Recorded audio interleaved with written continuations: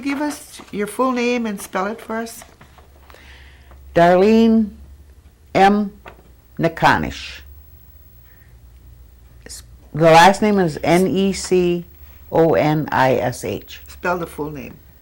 Darlene, Darlene. Middle name M, as in Mary. Mary. What does M stand for? Is it Mary? Yes. Okay. And would you spell your maiden name for us, please? Summers, Summers. Okay. And where were you born, Darlene? In Oneida. And do you remember the date of your birth? Yeah, 1/16/35. And what was the name of your parents?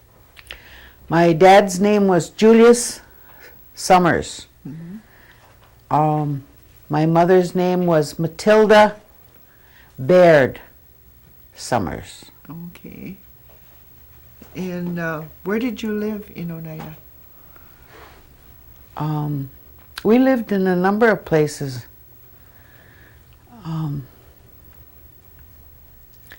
We lived on County Trunk J. I think is that J that goes through? Goes towards Pampram Park? Yeah. Yeah. We lived there. Let me see. We lived in, on J, I can tell you, where Jake Smith used to live. We lived in that, because my dad worked for Jake. We lived in a little house that's torn down now. And it was right across from my Aunt Rose. And then we lived on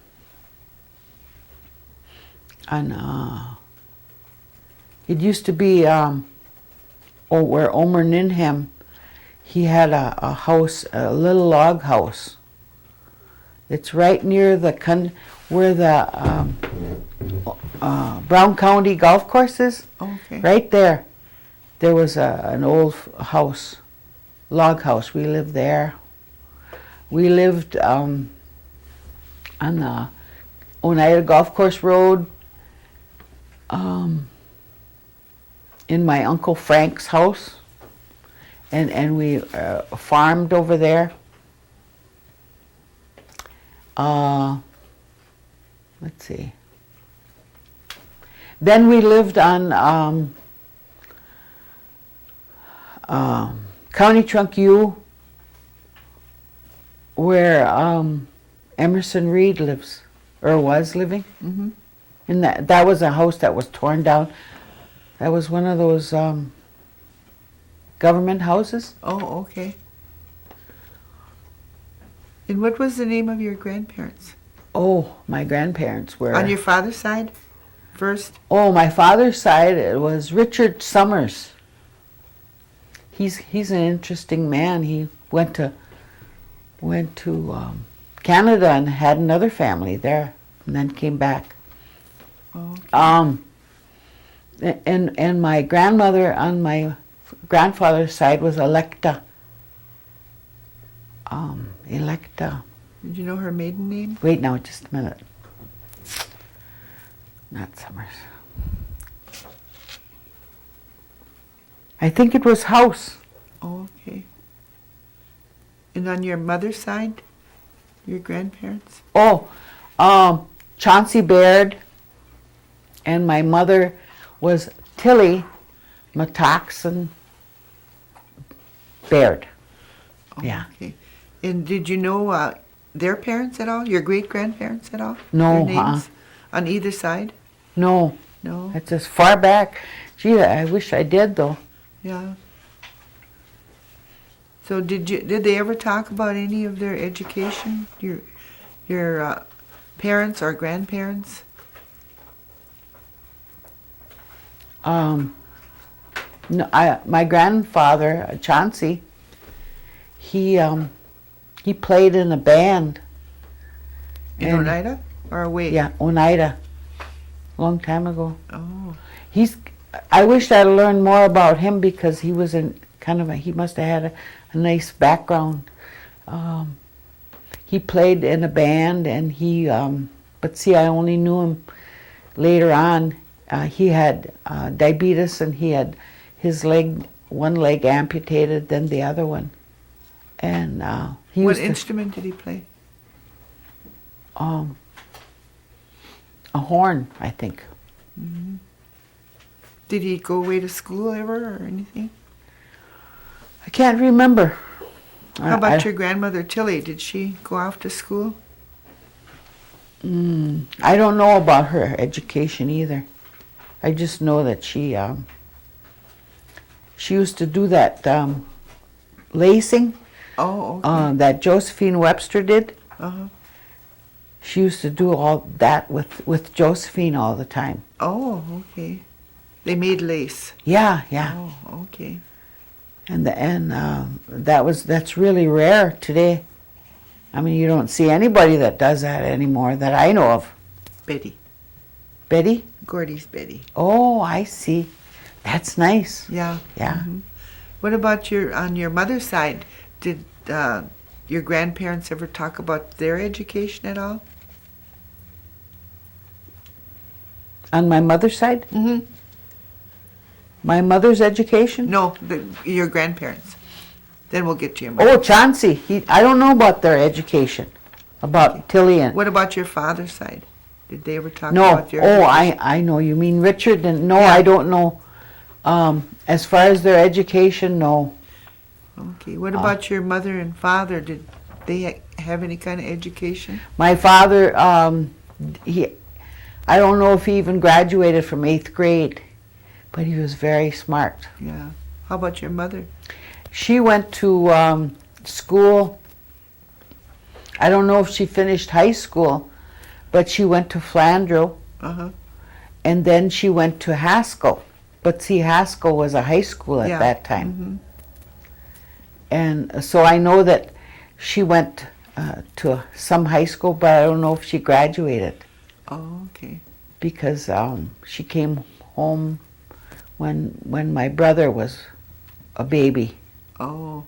Did your grandfather, Chauncey, did he, what kind of work did he do?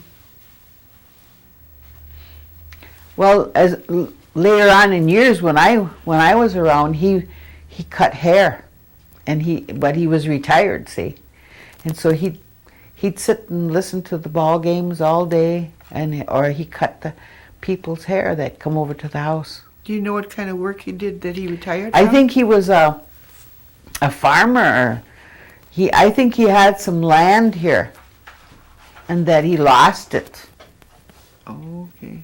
I'm not sure, see, but it's later on I found out that he lost The land he the had? land through taxes or something. Oh.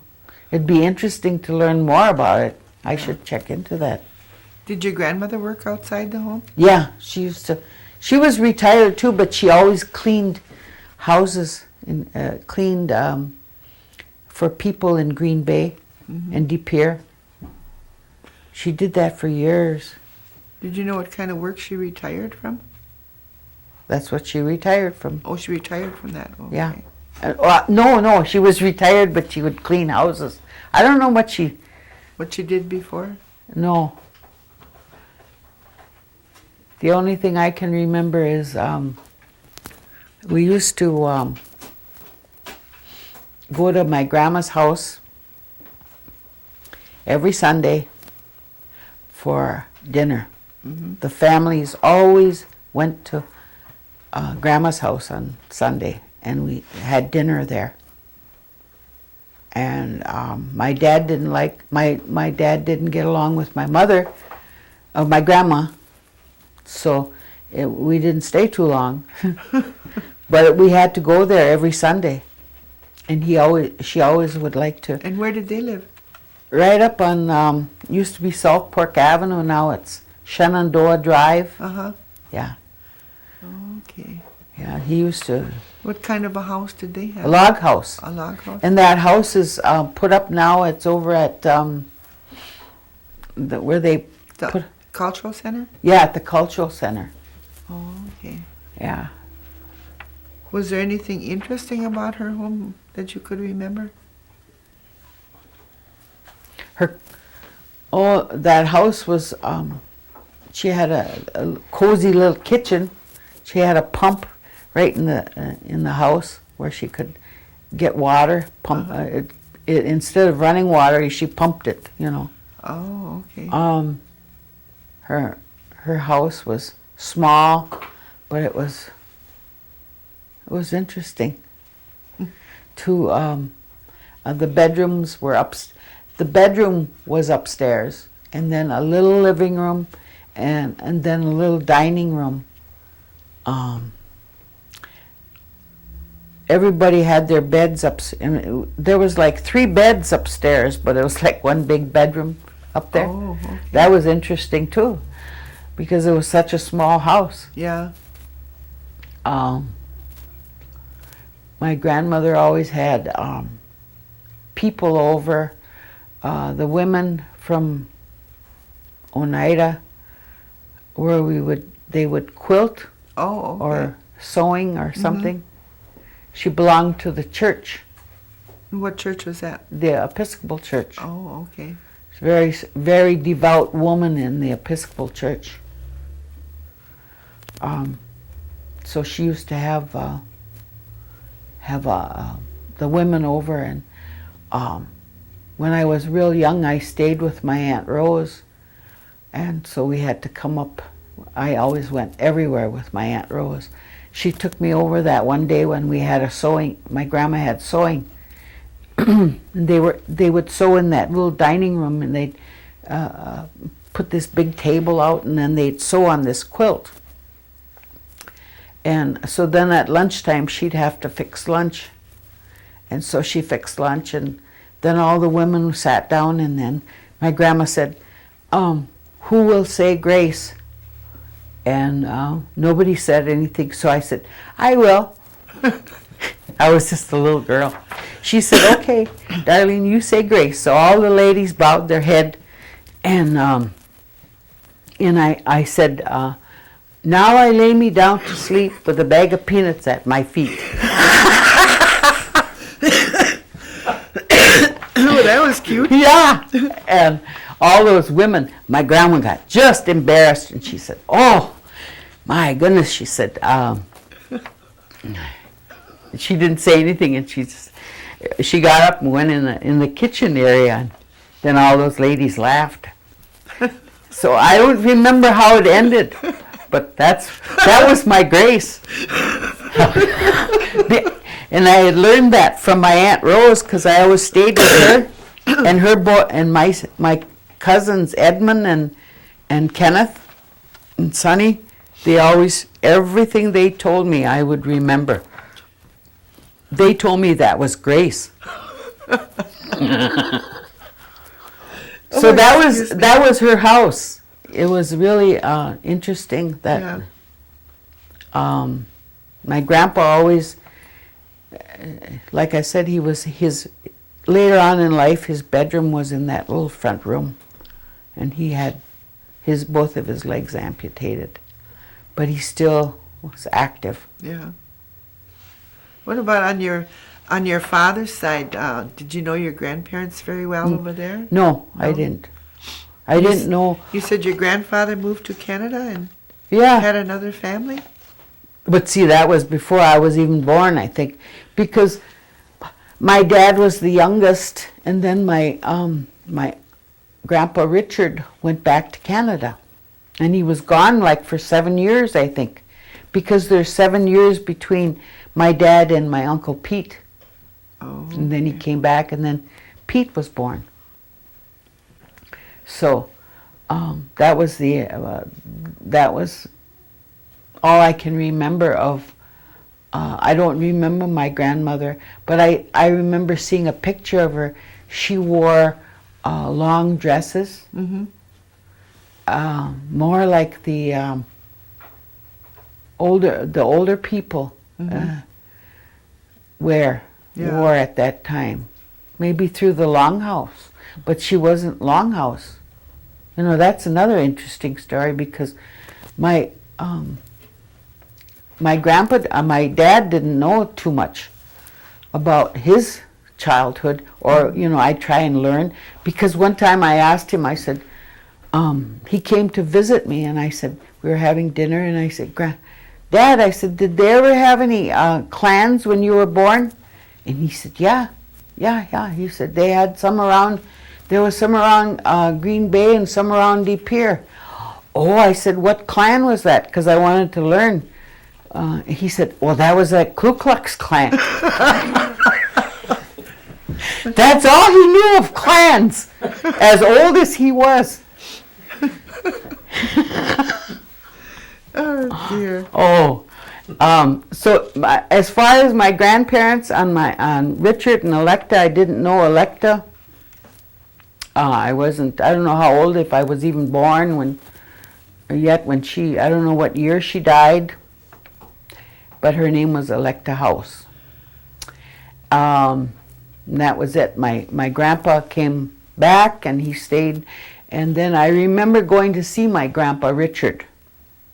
He was staying in a like a house, a retirement house or someplace in Green Bay,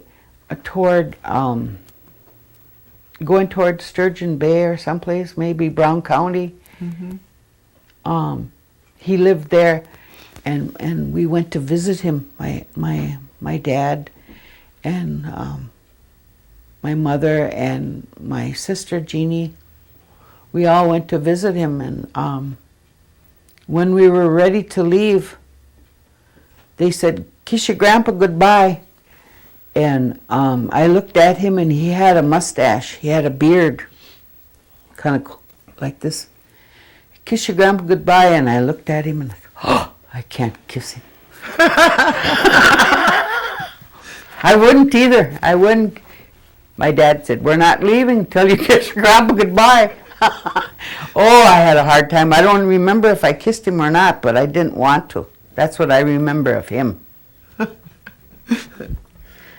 But he was that's as much as I know of him. I just greeted him, and that was it. My dad taught us when we were young, and he'd take us to visit people, that we'd always have to go and greet the people that we were visiting. Mm-hmm. And go right up to them and actually say hello, and I like that. Did your father have any brothers and sisters? Oh yeah, he had. My dad, the oldest brother was Hartman Summers. He got killed on a railroad or something, on a train. I think that was it. And then there was Frank Summers. He got killed on the docks in Green Bay, on the boats where they have to unload pulp. And then there was my aunt Celia. She was married to Ed Anderson. He was a white man. They all called him Squaw Man. We always knew who he was. Squaw Man, they'd call him. And then there was my aunt Rose, and that's who I lived with. When I was little, I'd crawl. I knew where she lived, so I'd crawl. I couldn't walk. I'd crawl over to her house. So I was that young when I went by her all the time.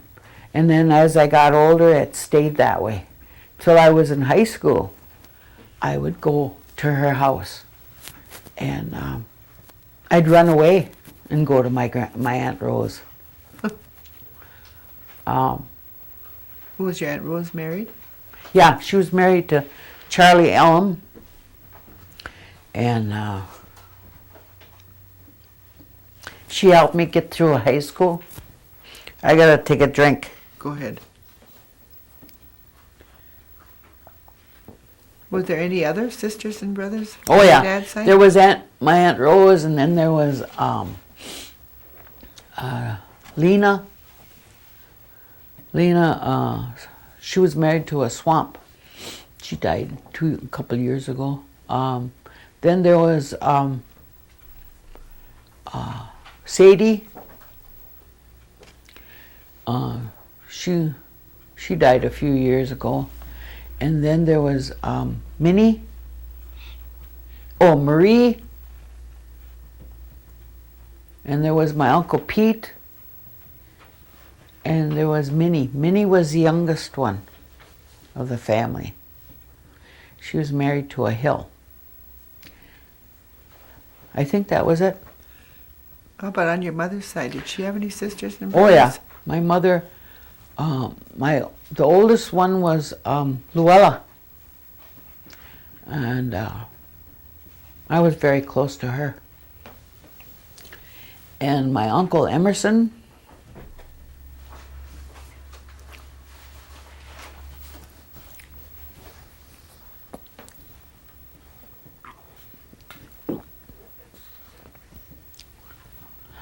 let me see.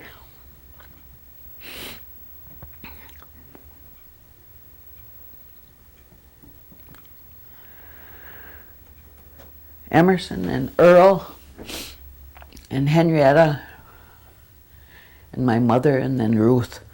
Oh. My mother was the second one. Second oldest? Yeah.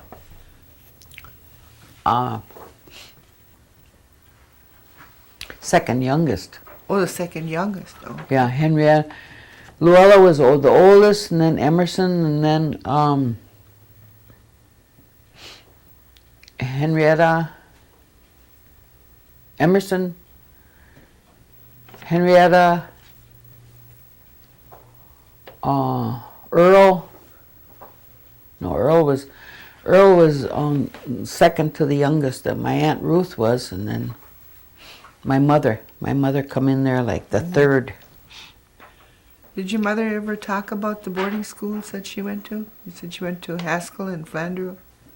No. It was very hard to get anything out of my mother. Mm-hmm. She just really didn't like to talk about a long time ago. It was just really something, the way they didn't share. She didn't share anything. It was interesting for me I have to think about things as I got older. Mm-hmm. I'd remember that my grandma raised my cousin Bobby, and she raised Larry, who was Henrietta's oldest son, and she raised my brother Harry, and she raised Jerry, Ruth's oldest son. So those were the people that I remember that my grandma raised, and I'd wonder, how come? How did that happen? And it was very hard to pull anything out of my mother. I couldn't find out until I found out through my aunts. Mm-hmm. They'd share things. My Aunt Luella would tell me, but then there was a lot of things she didn't know because she went away to school. But she did know a little bit about my mother. Mm-hmm. My mother, the only thing I can remember is that she worked in Green Bay. Mm-hmm. And she stayed right there at this house. Oh, a long time ago, that's what they used to do. I said, just go, and then they'd stay and take care of And she worked for a man who was a social worker in Green Bay, and his wife was a school teacher. She was like a housekeeper there? Yeah, she wouldn't tell me too much about it. I'd learned from my aunt things. And my grandma was a very strong woman, you know. Mm-hmm. She would really, she'd be telling her daughters, you know, what they'd have to do. So she'd leave. That's why she raised those kids, the boys, you know. Is that your grandma Tilly? Mm-hmm. Boy, she was like a tyrant almost. Did you have any sisters and brothers? Yeah, I got one brother, Harry, who passed away a few years ago. And then my sister, Jeannie. Oh, okay.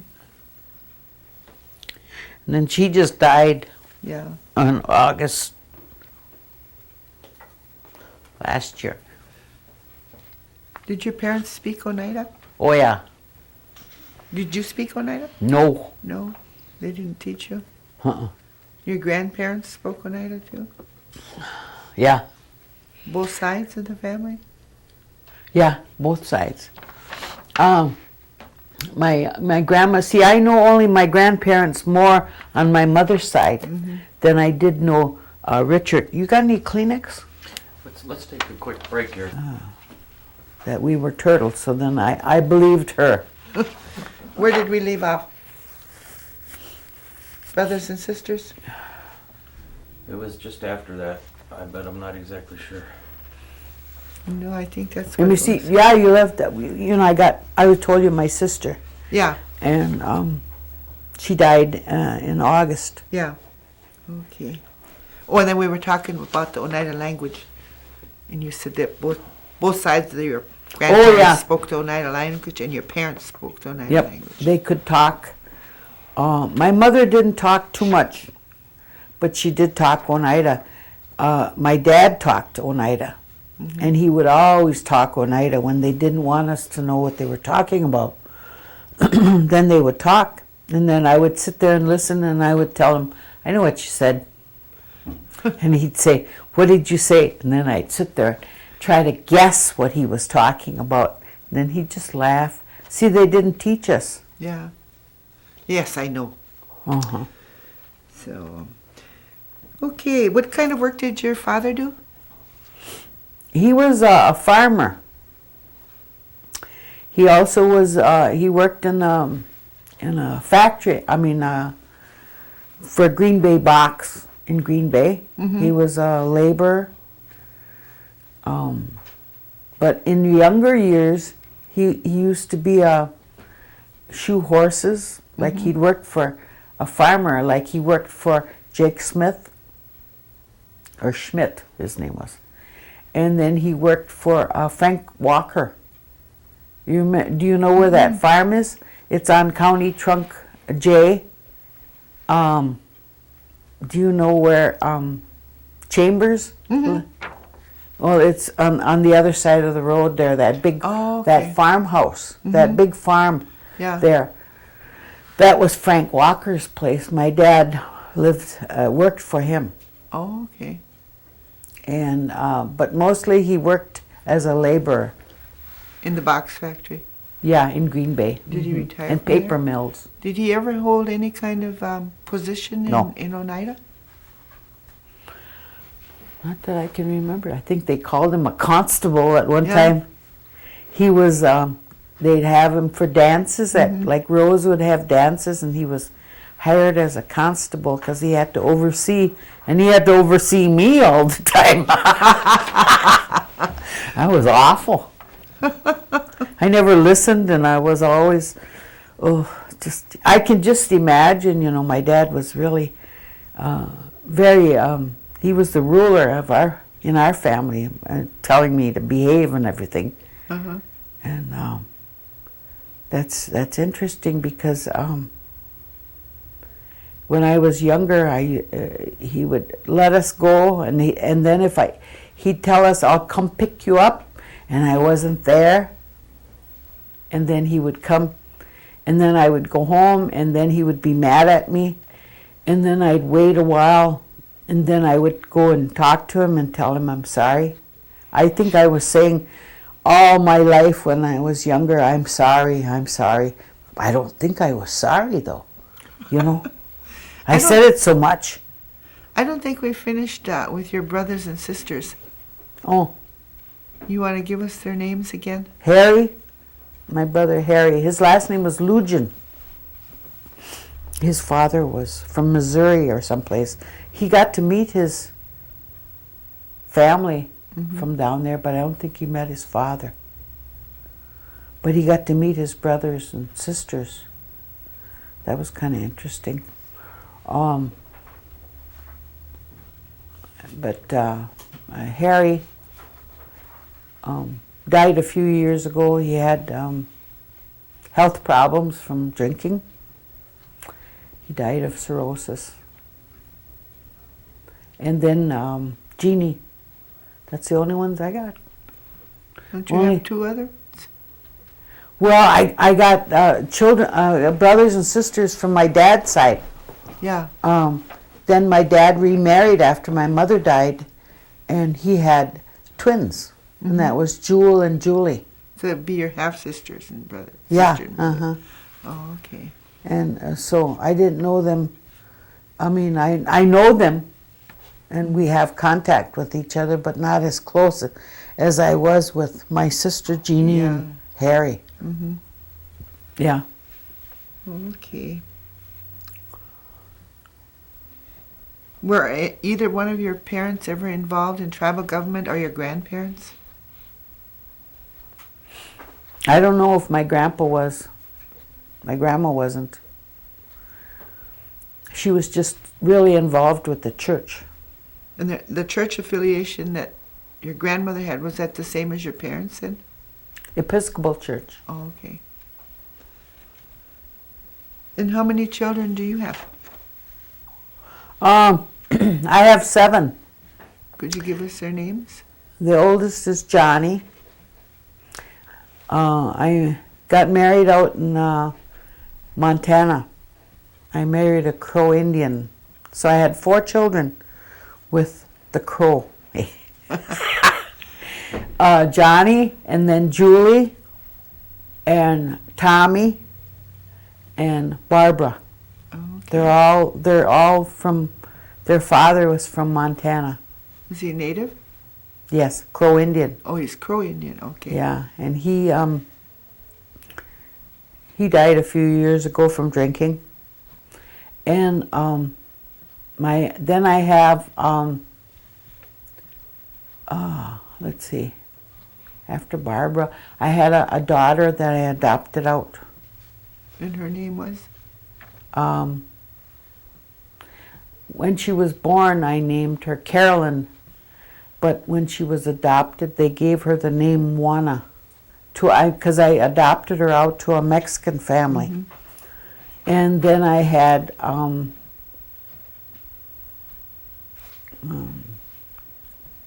Jeff and Nettie, Annette. Oh, okay. Let's see. There's Tom. Yeah, I named them all. I got Yeah. John, Julie, Tommy, Barbara, Juana, Jeff, and Annette. We call her Nettie. Okay. And I have I had a picture of her. We'll do that when we get done. Mm-hmm. Okay. And did your husband now, John, does he have any children? He had one daughter who got killed a few years ago in a car accident. Oh, okay. We never had any children together. Okay. Is he native also? Yeah, he's Menominee. Okay. His name is Leroy. His first name is Leroy, and then it's Leroy John. But everybody calls him John. Okay. And we've been married since 1971, I think. Okay. Isn't that interesting? You can't remember? You know, it's just... Are you working? Yeah, I'm still working. I've retired 3 times and gone back to work. And what kind of work do you do? Right now I'm a house aide at a halfway house on the Menominee Reservation. It's called Manasakia. And I work 32 hours a week. And I like it because I don't have... All we got to do is just document. Do house rounds through the house. And just write in a logbook. That's all I got to do. But before that, I was a counselor. A Certified. Oh, Certified alcohol and drug counselor. Oh, The reason I retired was I couldn't remember names and I couldn't remember dates.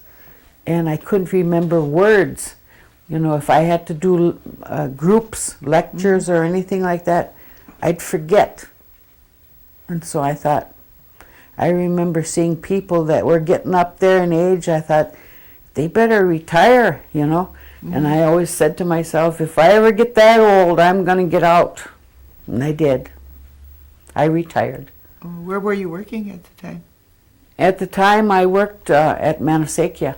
I retired as a counselor. I went back to... And then you went back there now. Yeah, see, I'd have to go back from when I went to school at Haskell. Then my years of, you know, doing all that, that's what I'd have to do before instead I'm going the other way. If you want me to go one way or the other, I don't know. What was your education background? Well, I went to Haskell and I got a 2-year associate degree in business commercial. And then I went to, I worked for the Bureau of Indian Affairs in Billings, Montana. And then I worked for the Crow Indian Hospital at Crow Agency, Montana. That's where I got married. Mm-hmm. Then I came back. I was back and forth like to Oneida. I came back when my son was born. Excuse me. And left and came back again. Then I had a daughter, Johnny and Julie, and I worked in Green Bay. I always did office work. So then finally, later on in life, I became a certified alcohol counselor.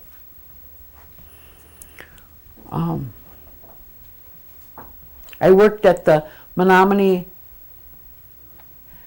Well, first of all, I worked for a North American Indian Women's Council on Chemical Dependency. Okay. And I traveled a lot. We did a survey for Indian women and children. And I traveled the states of Minnesota and Michigan and Wisconsin. And I was the coordinator for Wisconsin. Then I worked for the Menominee County Human Services in Kashina. I got hired as a counselor. I wasn't certified yet. I got my certification working and the training. So I became a certified alcohol and drug counselor in 1987. From there I transferred over and went to work for the Menominee tribe. And then in 1990, I applied for a job in Oneida, and I was the director of the alcohol and drug program. In Oneida? Yes. I worked for 9 years for the alcohol and drug program in Oneida. I worked as the director, and then I stepped down as the director. And I became the cultural, spiritual advisor, AODA counselor. Mm-hmm. Then I retired in 1999, the end of 1999. From Oneida? Yeah, because I wanted to, I thought I had to, I couldn't do it anymore. As far as being a counselor, you have to remember things. Like I said, I couldn't remember. Mm-hmm. Also, to be certified, you have to do a lot of things, lots of paperwork. You have to do the intake and assessments, everything, and do treatment plans and work with the people. You got to stay up on all that paperwork. That was getting to me. So I retired. Mm-hmm. For a while there, I worked for I was administrative assistant for the Oneida. See, I can't remember. What is that? The Elders Program. When Roberta Kanzuma was working. Oh, okay. For elderly services. Yeah, I applied for a job and I worked with Roberta as an assistant there for a while. And then I went back to the AODA program. There were some problems there in Oneida that I wouldn't want to get into. Hey, I could tell you a few things, but I won't. So I went back to the AODA program after I worked for a period of time with the elder services. I learned a lot there about the services that are provided. I think for a period of going back a few years ago, I worked in Milwaukee, and I worked for job service. That was interesting. I worked with the Indian people. I liked working for them. Oh, that was in the early, in the 1960, like 68, 70, some there. I worked for job service from like 1970 until I left and we went back to Kashina in 1975, kind of moving around there. But that was interesting working in Milwaukee. I worked for the for job service, and they got a grant from the government, from the BIA, $10,000, and that was to help Indian people with jobs. If they got a job, we could give them some money, like $200 to get them started, like they would have to wait for their first paycheck. We could get them. And so when this money became available, I worked in Milwaukee, and then we worked with other all the tribes in Wisconsin, but they weren't using that money like I could. So I just used it. I found out that the money was available, and I found out the process. You had to go through the BIA in Ashland, and I got the and in Milwaukee. I got the applications for them. I helped people. I took the application and helped them fill out their the application as far as how they were going to spend this money, $200. Well, it helps. Every little bit helps, and that's what I did. And I spent like $9,000 of that $10,000 in Milwaukee because I kept track of it, and then we'd meet with the state. So I did a lot to work with the people in Milwaukee and getting them jobs. If they had a job, then I'd encourage them to get a job, help them, take them out on jobs. In fact, I helped my husband. At that time, we weren't married, but I took him out on a job. He never had a job, as far as his past went. He never had a job, and I took him to the Wood Hospital, and he didn't want to apply. That's the Indian people, they just sit there. No, I don't want to. I won't get hired. And I said, yeah, you will. I said, let's just do this. And I had to help him. I started writing down his application, and I'd ask him questions, and then he'd answer, and I'd write it down. And finally, I said, look, we got through the first page. So then he took the pencil and he started. We were there 3 hours, and he was applying as a carpenter's helper, and in 15 minutes he got hired. Because he knew what he was doing. Yeah. He knew he was a carpenter, and he knew he had all that training, and I knew that he did. So I just stayed there and made him go through that, answer all those questions, and he got hired. That was the first job he ever had. Oh. But I helped a lot of people in Oneida. Yeah. From Oneida. That were in Milwaukee. And a lot of tribes in the state of Wisconsin.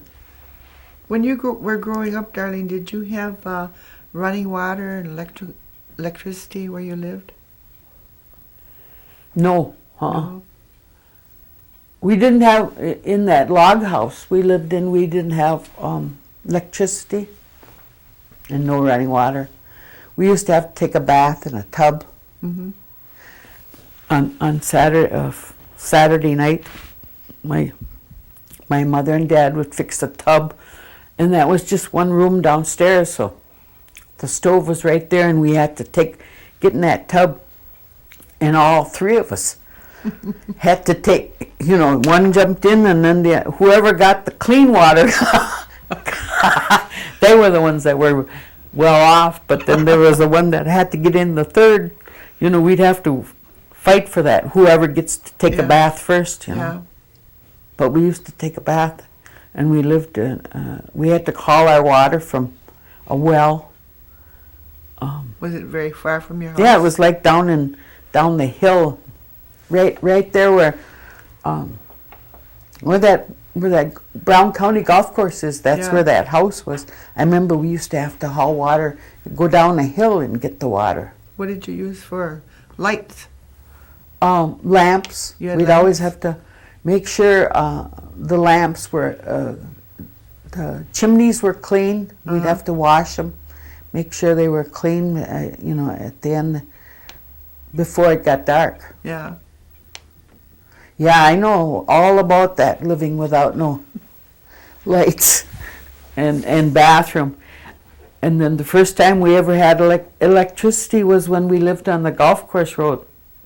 They wired that house up, and my sister and I were in the bedroom, and we were going to bed, and we have to turn the lights off, and we were trying to turn the light off and get in bed first, so you could get before the light went off, and we couldn't do that. Did you have chores that you had to do? Oh when you were yes, home? we had to work. What kind of chores did you do? It helped in the barn. We helped milk cows. It was nice when we got a milking machine. Then we just let the cow put the milking machine on the cows and then check it. But before that, we'd have to milk. And my brother Harry, he had to work the hardest, I think, because he used to have to get up in the morning and go get the cows.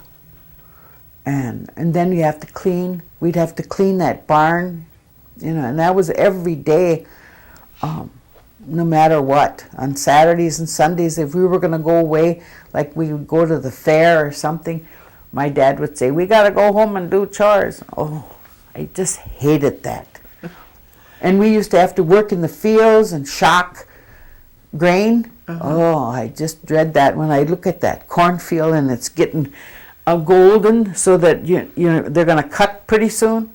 Oh, what I was afraid of was lifting up those bundles with a fork. I'd make sure that fork was really far away and lift it up to see if there was any snakes. Oh, I hate snakes. Did you have any snakes under there? Yeah, there was a few. Yeah. And then hay, that was the way we had to shock the hay too. When they cut the hay, then we'd have to go out and they'd rake it, then we'd have to put it in little piles. Uh-huh. I don't know what they call it. Shock the hay, that's what it was. Did your grandparents or your parents ever practice any cultural traditions that you know of? As far as culture goes, my grandma belonged to the church. She was really affiliated with the Episcopal Church. She did a lot, like she would read tea leaves. That's what I think. She didn't know too much about the traditional ways. They didn't at that time. It was mostly farming. Yeah. They didn't do any traditional things. Not till when I was in Milwaukee, that's when I found out that the Oneidas had, a few years ago they had the Longhouse people come in, right? Remember? No. The Longhouse people used to come from Canada They started coming, and I don't know what I year never that was. participated in that, but I remember them coming. Yeah, I remember them coming, but they didn't do much. There was never any kind of cultural things going on. It was when I went away to Milwaukee, when I lived in Milwaukee, that I saw the people from Canada came, Mhm. Yeah. and they would talk, Yeah. and I saw them dancing. That was the first time I ever saw, when I saw Tom Porter, and he was dancing, and I looked at his face, and I saw him looking up like this, and he was smiling. I never forgot that smile. That was interesting. That's the culture. That was the beginning for me of learning about culture. Then when I was living in Milwaukee, I wanted to be real traditional, you know. So we tried to make our own clothes and everything. Oh, God. And I can't sew. Well, that was funny. John really makes fun of me when it comes to talking about that period of time, because I was trying to learn how, I was making my own clothes. I wouldn't even buy my own clothes. Here I was cutting up and sewing. Terrible. Did your parents or grandparents use any natural remedies, like herbs or anything like my that? dad was, as far as that goes, he was pretty traditional about medicines. I mean, he'd take us to see people who, there was a woman, Gunhit, I think he called her. He would, if somebody was sick, he would go and see them.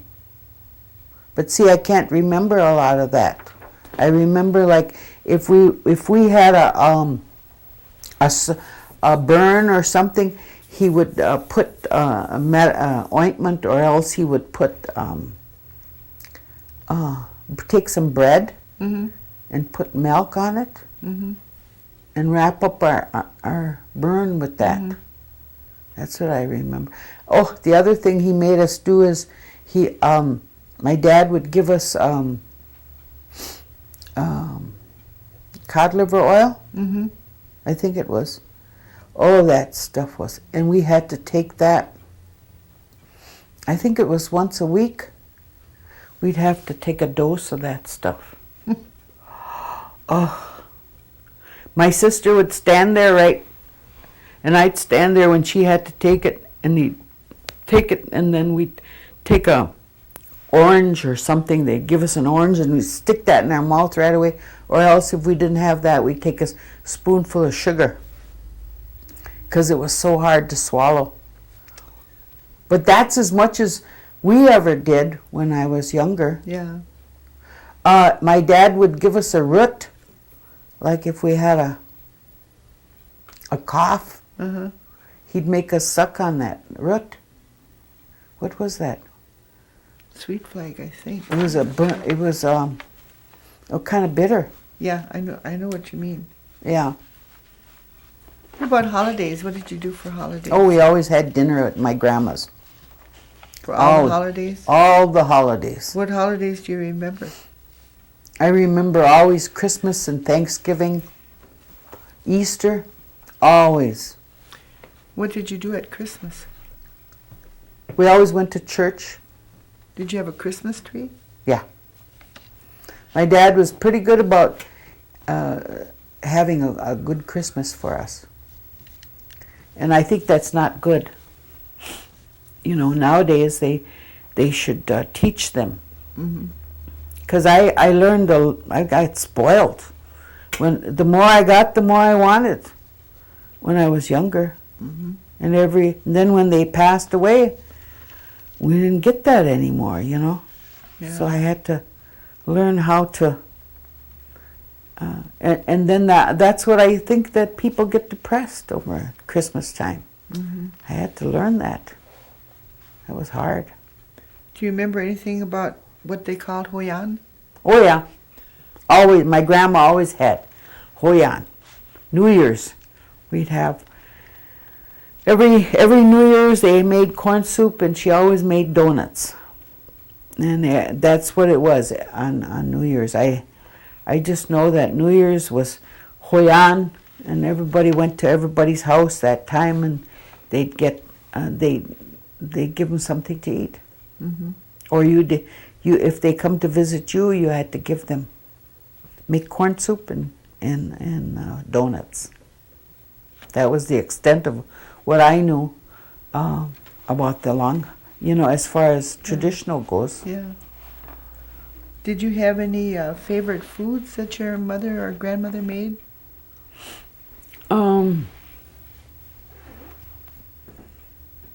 My grandma, she liked to cook.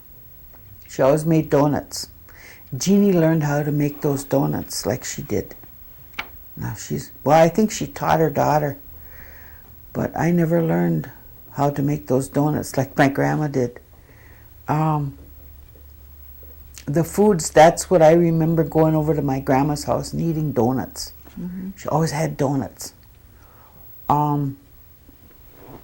I think corn soup, I remember.